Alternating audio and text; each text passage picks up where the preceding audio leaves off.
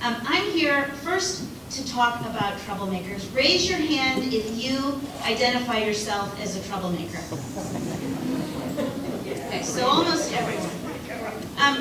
The good and the bad news at the same time is that you are in incredibly good company, because the problems that are here in the spring sheds in North Florida, algae, overconsumption, ecological collapse, are hitting the entire state, from the Panhandle down to the Keys.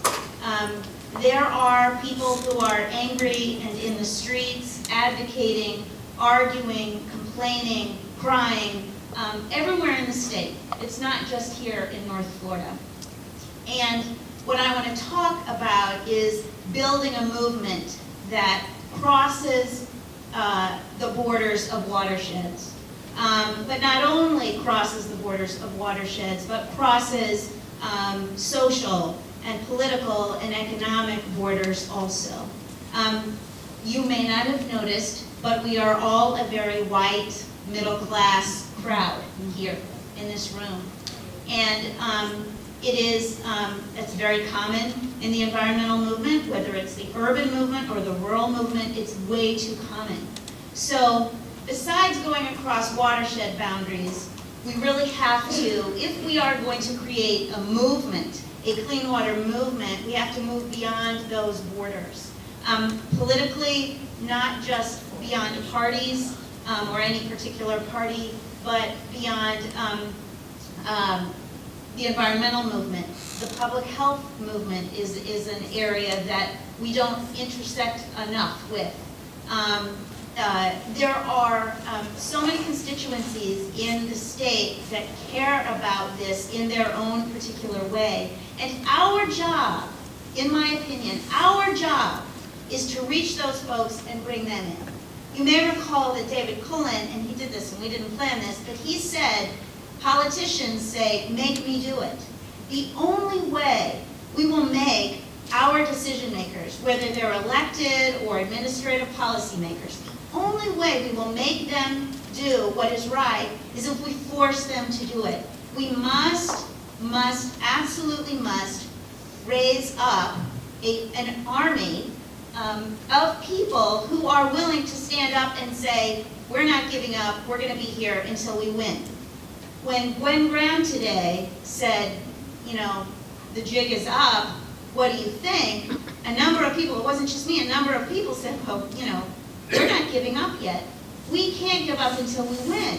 And the only way we will do that is if the spring sheds and your advocacy here connects with the Everglades restoration advocates in South Florida, connects with the rivers advocates all over the state, and the lakes advocates all over the state, the drinking water advocates all over the state, the public health advocates all over the state.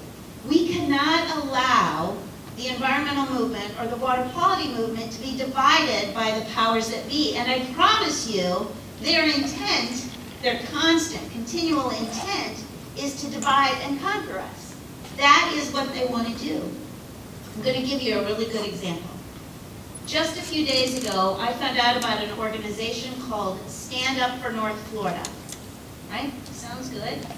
It's an organization that's based out of Tallahassee that is passing around, promoting a resolution in local and county, municipal and county councils and commissions in North Florida, asking them to pass a resolution to have the legislature not devote money to buy land south of Lake Okeechobee in order to send water south. So the resolution in effect would be saying, don't buy the land that is necessary to protect the people south of the dike, don't buy the land that is necessary to send water south to replenish the aquifer that provides drinking water for 8 million people, don't buy the land to send water south that will save Everglades National Park, that will save Florida Bay, and that will save the estuaries on the east and west side of the state from that guacamole algae disaster. Drinking water is important to all Floridians.